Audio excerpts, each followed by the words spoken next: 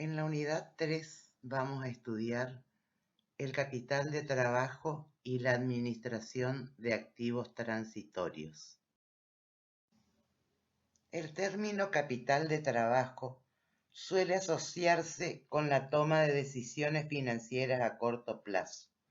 El capital de trabajo es la diferencia entre los activos de trabajo y los pasivos de trabajo. La partición del capital en dos se remonta al libro La riqueza de las naciones de Adam Smith, quien después de señalar que la división del trabajo hace necesario la acumulación de activos, introdujo la distinción entre el capital circulante y el capital fijo.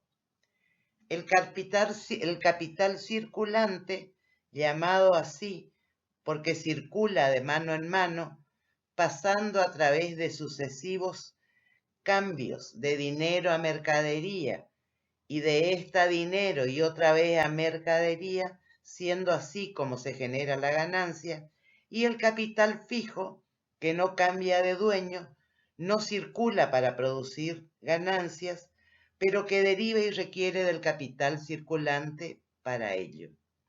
El doctor Candioti, en su libro Administración Financiera a base de recetas caseras, nos dice que el capital fijo es la inversión que se debe realizar para estar en el negocio y que el capital de trabajo es la inversión a realizar para hacer el negocio. Podemos decir que el capital de trabajo en un sentido financiero es la cantidad de fondos requeridos para mantener en funcionamiento el ciclo operativo. Por lo tanto, no nos interesa la definición contable de lo que es corriente y no corriente, o sea, lo referido al año, sino nos interesa el término referido a la duración del ciclo operativo. Quiere decir que el capital de trabajo estará definido en función a lo que dure cada ciclo.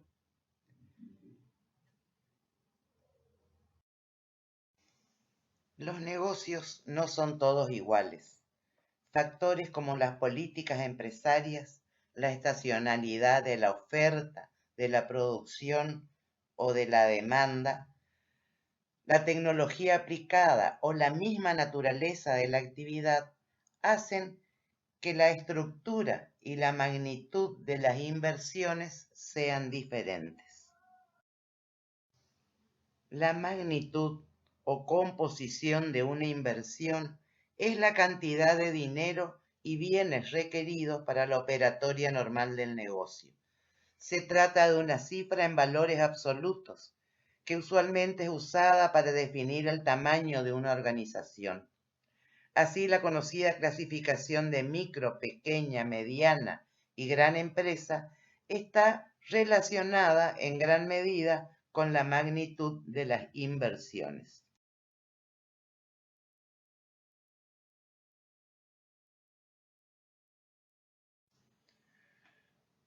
Puede tratarse de mercaderías en espera de ser repartidas, en materias primas esperando para entrar a la producción, falta de espacio para exponer los bienes en el local, etc., sin considerar los costos de mantenimiento de todos estos excedentes que no son despreciables.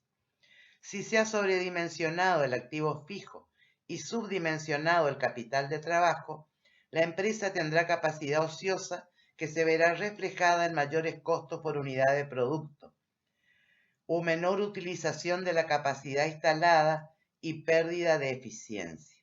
Como se ve, las cuestiones en torno a la magnitud y estructura de las inversiones no son despreciables, ya que influyen en forma inmediata o perdurable en la rentabilidad de los negocios. Por ello, la apertura de una estructura de activos fijos y capital de trabajo también responde a un enfoque a la hora de analizar las decisiones que pueden tomarse respecto al mismo.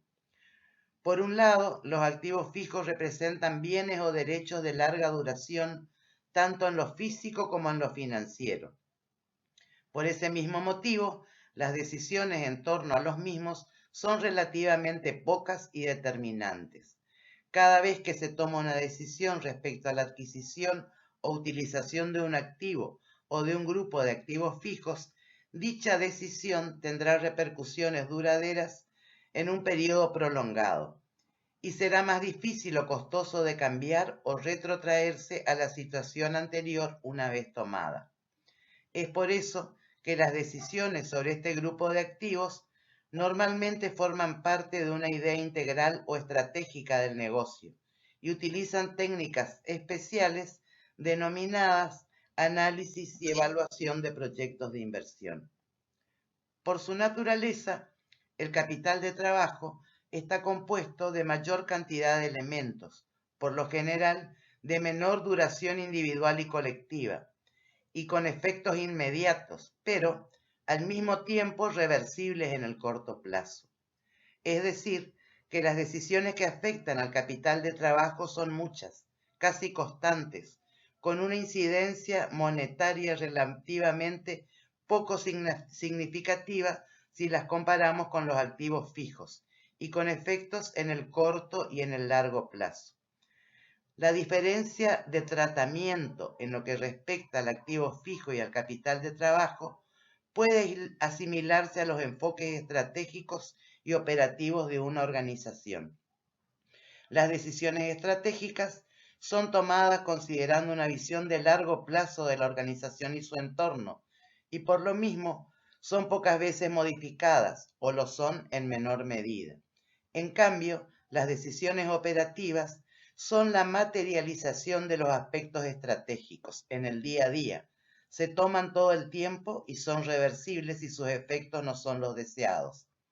Las decisiones en torno al capital de trabajo reflejan en gran medida su carácter operativo, responden a la instrumentación práctica de las políticas de largo plazo.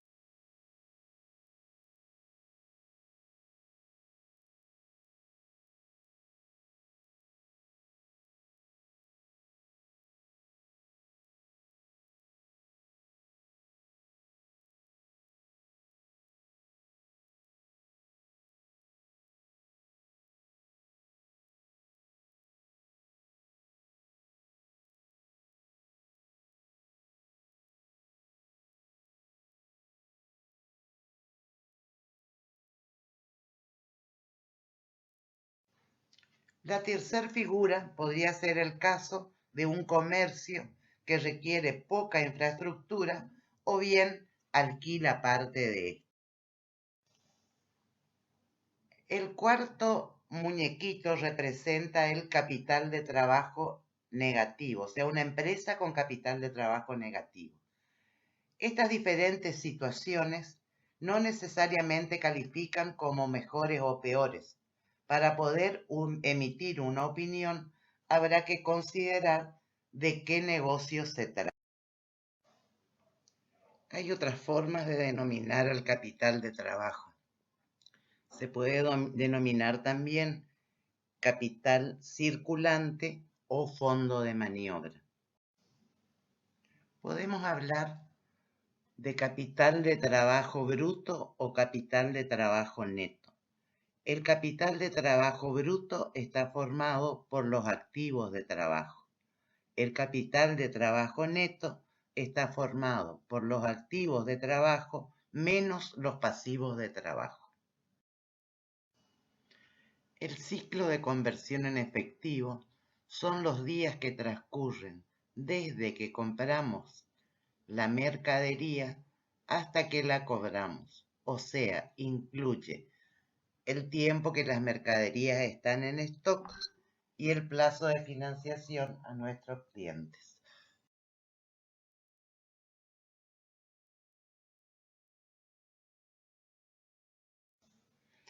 En este ejemplo, los bienes de cambio permanecen 50 días en stock antes de ser vendidos.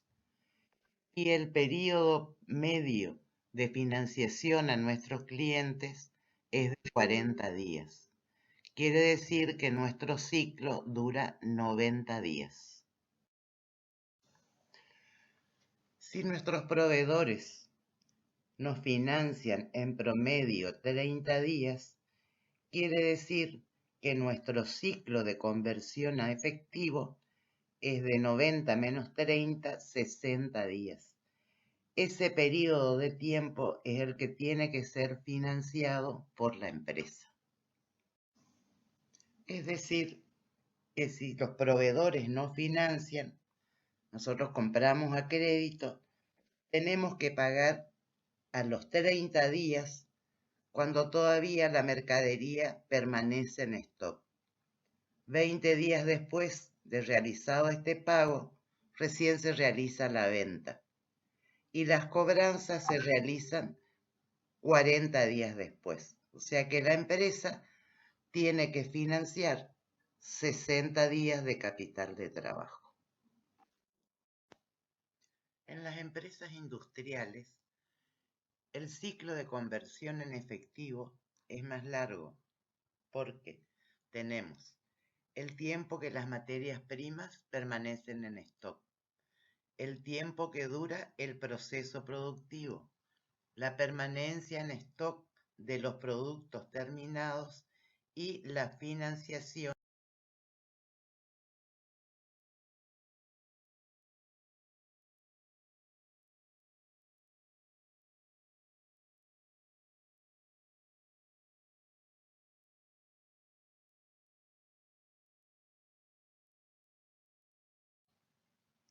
Para calcular cuántos días en promedio permanece la mercadería en stock, tenemos que hacer 365 dividido el índice de rotación de los bienes de cambio.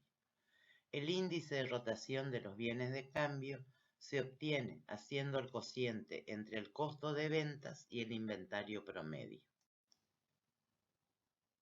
Para el cálculo del periodo medio de cobranza, hacemos el cociente entre 365 y el índice de rotación de las cuentas por cobrar, que a su vez se obtiene de dividir las ventas por las cuentas por cobrar promedio. Para calcular el periodo medio de pago, que es el plazo promedio o la cantidad de días promedio en que pagamos a nuestros proveedores, el cálculo es 365 sobre el índice de rotación de las deudas comerciales, que a su vez se obtiene de dividir las compras por las cuentas por pagar promedio. Para calcular un índice de rotación cualquiera, hacemos el cociente entre un concepto flujo y un concepto stock, recordando que los conceptos flujo que están referidos a un periodo de tiempo son aquellos que aparecen en el estado de resultados y que los conceptos stock que están referidos a un determinado momento están consignados en el estado de situación patrimonial.